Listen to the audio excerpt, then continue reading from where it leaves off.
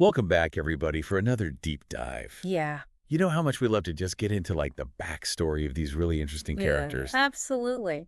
And today, we are tackling none other than the Wicked Witch of the West. Oh, yes. And we're looking at excerpts from the novel Wicked, The Life and Times of the Wicked Witch of the West. That's such a good book. It really is. I love the fact that they went back and looked at, well, what if the Wicked Witch of the West wasn't so wicked? Right, and they went through all the trouble to really dive into her life. Yeah. And, like, literally years before Dorothy even shows up. Exactly. So we're going way back. Yep. And this is going to be a really interesting one because That is. we get to see that the Wicked Witch wasn't always green. Right. And her childhood was, like, far from a fairy tale. Oh, yeah. There's some really interesting stuff that goes on here with different distinctions between animals, like with a capital A and the lowercase a. Oh, yeah. It's really interesting. Yeah. It's a lot about, like, religious cults and political intrigue and forbidden romance. It's got it all. It really does. Yeah. So we're going to start this deep dive. Okay. Taking you all the way to this remote island Okay. called Maricourt Spot. All right. And this is so far away from Oz. It's like its own little world. Yeah. And we meet this young girl named Cassie. Okay. And she's about to witness something really extraordinary. I like it already. I know, right? Yeah. So the brides of Maricourt, they live this really simple life on this island. Right. Very isolated. Yeah, totally isolated. Not a lot of contact with the outside world. No, they're like really in their own bubble. Yeah. Almost like they're untouched by all the craziness that's going on Exactly. in Oz. Yeah. And they have their own, like, customs and beliefs and traditions. Social structure. Yeah, like the way they interact Yeah. with each other is very different Yeah. It's fat. than, like, the mainland. Uh-huh. And Kazi is the youngest bride. And I don't know why, Mm-hmm. but she always struck me as kind of like the most curious. Yeah, she's always poking around. Yeah, she's always like trying to figure things out. Yeah. And she's the one who notices Oh, this really unusual thing okay. in the harbor. All right. She spots this giant bird Mm. that's struggling in the water. A bird. Yeah, and it's not like any bird that she's ever seen before. That's weird. Right. On an island? I mean, they would have all kinds of birds, I know. but this is something different. Yeah, and you wouldn't expect to see this type of bird so far out at sea. So it's not a seabird. No, definitely not a seabird. Okay. And this detail may seem kind of small, but it actually foreshadows Okay. the arrival of someone very important. Who is it? Well, it turns out it's Elphaba's mother. Oh, wow. Okay. Yeah. So this is Elphaba's origin story. This is it. All right. Elphaba's mother, Milena, Okay. is trying to fly away After giving birth. after giving birth to Elphaba. And this isn't like a normal birth. Okay. Elphaba is born with emerald green skin. Okay. That's definitely not normal. No, it sets her apart immediately. Yeah. And her mother is like recoiling from her. Oh, that's so sad. It's really sad. I mean, can you imagine being born and your mother's like, ew, what is that? I know, it's just like instant rejection. Yeah, that's rough. And that's going to shape a lot of her journey. Yeah, you can't help but feel for Elphaba. It makes you wonder, like, how society treats people who are different. Right, like if you don't fit in, what happens? Yeah, exactly. Like this theme of otherness Mm-hmm. and being judged and ostracized Oh, yeah. because you're different. Yeah, that's a big part of the whole book. It really is. It's like a reflection of our own world in a way. Absolutely. Yeah. But thankfully, Elphaba does find love and support Oh, good. from other people. Okay.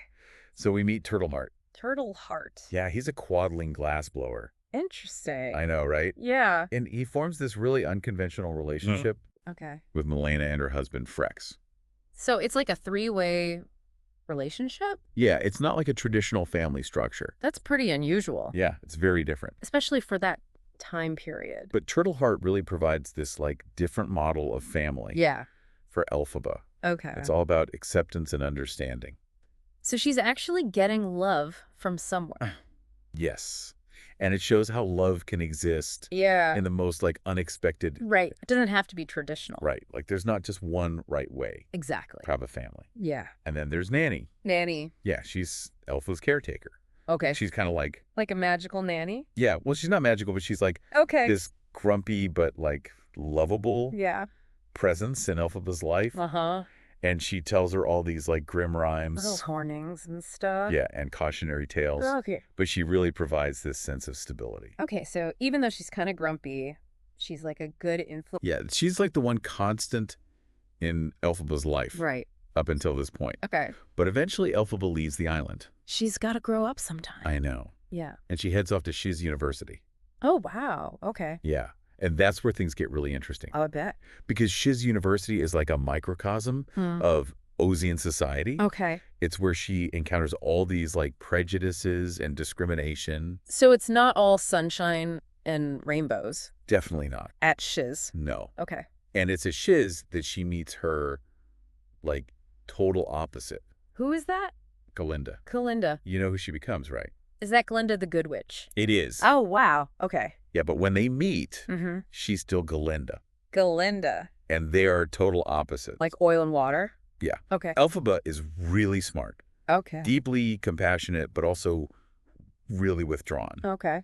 And Galinda is like outgoing, charming, and like very concerned with appearances. Oh, so she's like the popular girl? Totally the popular girl. Like Elphaba is like the outsider. Yeah, that's an interesting dynamic. And their interactions at first are pretty explosive. I bet they clash. Oh, yeah, they clash. But, you know, sometimes opposites attract. Right. Maybe they'll learn from each other. Maybe? I don't know. We'll see I guess we'll find out. as we go. So their relationship is super interesting, but it's set against this backdrop Okay. of this huge societal issue. Which is? Animal rights. Animal rights. Now, you're probably thinking, Yeah. Animals in Oz. Yeah, exactly. Yeah. What are you talking about? It's all about witches and wizards. Right. But this is where Maguire gets really clever Okay. with language. Uh-huh. He makes a really clear distinction between animals with a capital A Okay. and animals with a lowercase a. What's the difference? So animals with a capital A, Yeah. those are the ones that can talk. Okay, so like the talking animals. Yes. They're intelligent. Right. And they can communicate Yeah. like humans. Okay.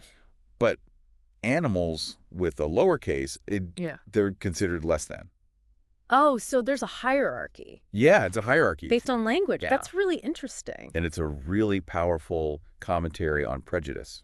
Right. Like who gets to decide who's important and who's Yeah. not Exactly. based on something like that. It's like he's using this animal distinction Oh. as a metaphor Okay. for like real world prejudices, Okay. whether it's based on race or religion or anything really. Yeah, like anything that makes someone different. Yeah. And then they're treated as less than. And it makes you think Mm-hmm. about how we categorize people. Right. And like dehumanize them. Yeah. Because they're different. And we see this play out Okay. through this character, Dr. Dillamond. Dr. Dillamond. Yeah, he's a goat professor at Shiz. A goat professor. Yeah. Okay. And he's like fighting Mhm. for animal equality. Good for him. Right. Someone's got to stand up for them. But he faces all these restrictions Oh, no. and discrimination. So he's like being silenced. Yeah, basically. Wow. That's heavy. It is. And it's like a parallel Yeah. to real world struggles. Against oppression. Yeah. It's like even in a magical land, Right. these issues are still present. They don't just go away No, they don't. because it's magic. Right. It's like these problems are part of society, Yeah. no matter where you go. It makes you think It does. about our own world Yeah. and the things that we need to change. It makes you question, like, who gets to decide? Yeah. Who deserves rights? Right. Who's in and who's out. Exactly. And who gets to define Yeah. what's normal and what's other? That's a good question. It's like a really important question. It is. And it's so Yeah. relevant Yeah. to our world today. Absolutely. It's scary how easily we can fall into these patterns Of prejudice. of prejudice and discrimination. Yeah. Even when we think we're doing the right thing. We think we're the good guys, Yeah. but sometimes we can be part of the problem Without even realizing it. and not even realizing it. Yeah. That's scary. Yeah. So this whole animal rights thing, it's Yeah. like a big part of the conflict Huge part. in the book. Yeah, it's not just a fairy tale. Right. It's a story Uh-huh. that's making us think About real issues. about real issues Yeah. and the messy reality Of human nature. of human nature. It's not black and white. No, it's very gray. Yeah, there's a lot of gray area. And then in the midst of all this, Yeah. like social and political turmoil, Uh-huh. you've got this love triangle. Oh, a love triangle. Yeah. Who's involved? Elphaba, Okay. Glinda, Right. and Bach. Bach. He's a Munchkinlander boy. Okay, so there's some romance. Yeah, it adds this whole other layer Of complexity. to their relationships. Right, because feelings are involved now. Exactly. And it fuels a lot of the conflict. Between Elphaba and Glinda. Yeah. especially between Elphaba and Glinda. To bet. And then throughout all of this, Yeah. you have all these rumors about Elphaba's magical abilities. Okay. Because she's seen as different Right. and dangerous. Because she's green. Yeah. And she's powerful. But the funny thing is, she claims to have no aptitude. For magic? For sorcery. Really? Yeah. That's weird. I know. So she's like this powerful figure, but she doesn't even know it. Or she says she doesn't. Right. Which makes you wonder, like, is she being truthful? Right. Or is she hiding something? Or is she in denial? Maybe. Maybe it's a little bit of both. Could be. And it challenges this image that we have. Of the Wicked Witch. Yeah. As this all-powerful sorceress. Yeah, she's not like twirling her fingers and making things happen. Yeah, it's more nuanced than that. Like her wickedness might be more circumstantial than like an inherent part of her nature. So it's like she's made wicked. Yeah, by the events in her life. By the way people treat her. Exactly. That's a really interesting take. And it's like, Maguire's really trying to make us question this whole idea. Of good versus evil. Of good versus evil. It's not so simple. Is she really destined to be wicked? Yeah. Or is she just misunderstood? Or is she being pushed that way by other people? By society. By society. By the way they treat her. That's deep. It is. It makes you think. It does. About how we judge people. Yeah. And how that can affect them. Yeah. So it's not just about Elphaba. No, it's about all of us. It's about how we treat each other. Exactly. Wow. But things are about to take a really dark turn. For Elphaba. What happens? There's this series of really unsettling events. That happen at Shiz. At the university. Yeah. Okay. And one of the things that happens is this dormitory matron. Okay. Her name is Amma Clutch.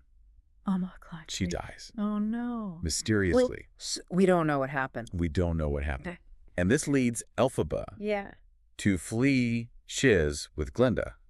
So they're on the run. They're on the run. Together.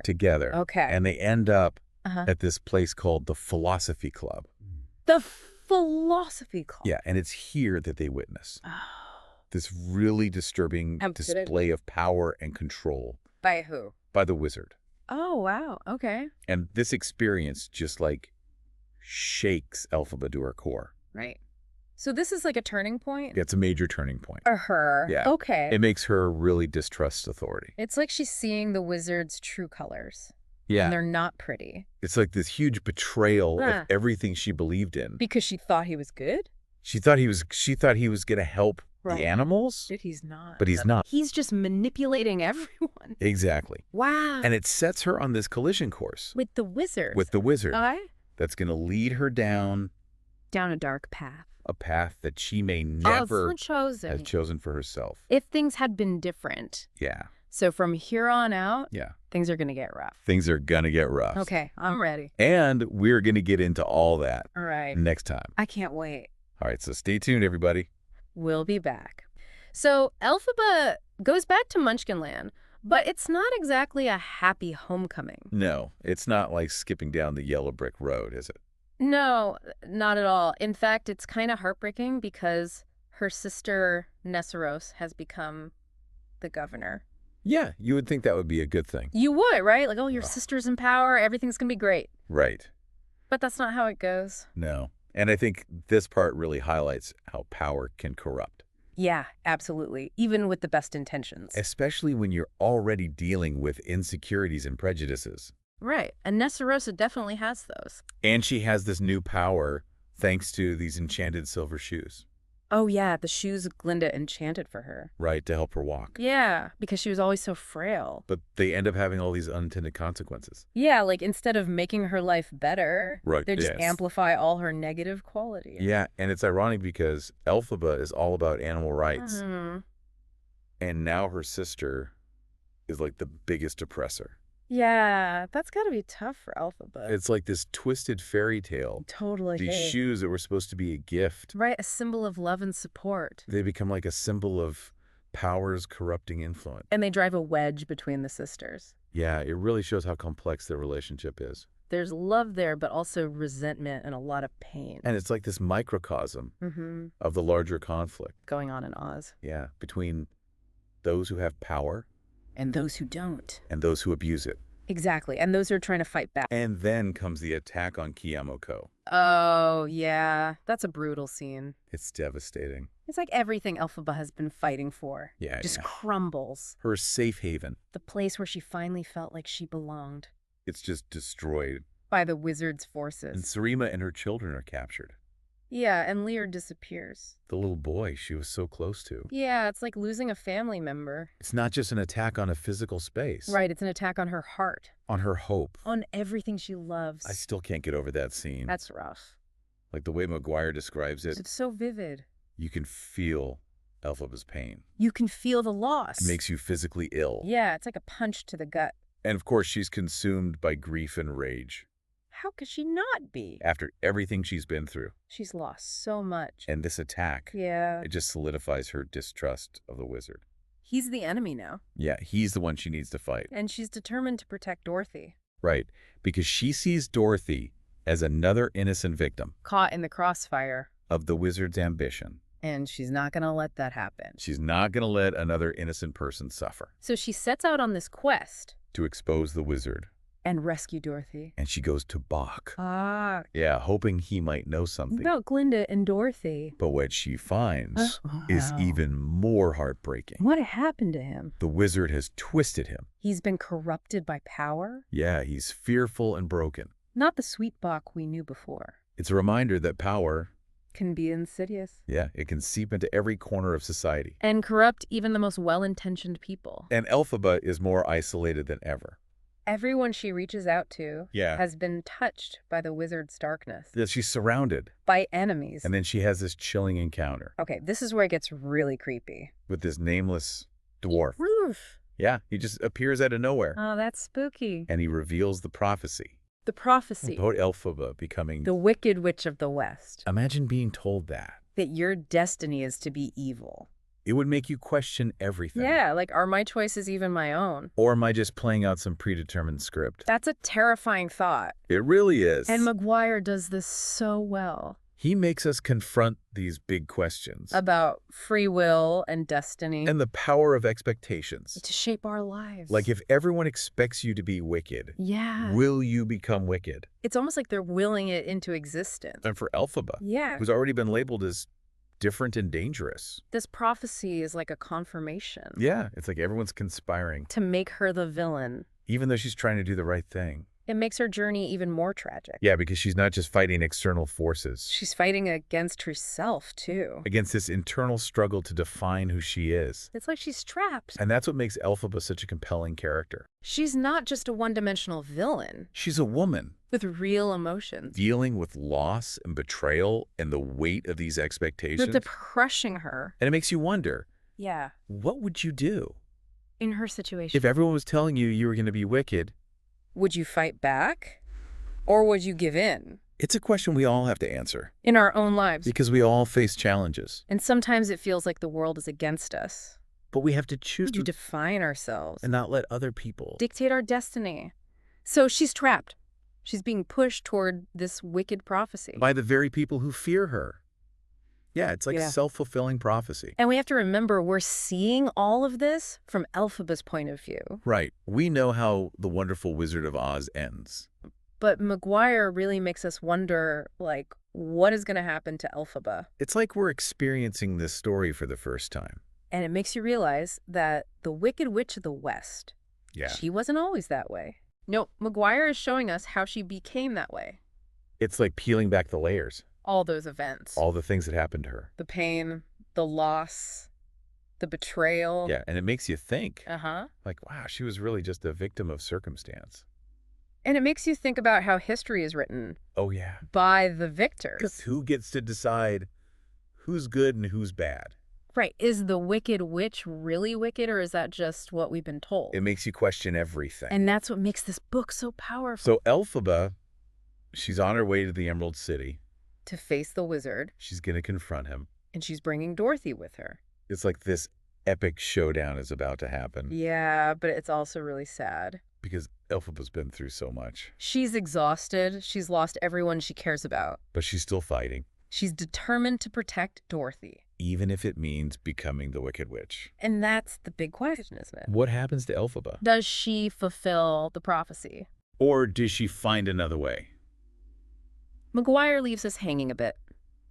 But that's okay. It makes you want to keep reading. To find out what happens next. And to see how Elphaba's story really ends. So I guess we'll have to leave it there for now. But it's been a fascinating deep dive. Into the life of the Wicked Witch of the West. She's more than just a villain. She's a complex character with a story that makes us question. Everything we thought we knew about good and evil. And about the power of labels to shape our destinies. So to our listener, keep questioning, keep exploring, and don't be afraid to challenge the narratives that you've been told. Because sometimes the most wicked among us are simply the ones who've been misunderstood. Thanks for joining us for another deep dive.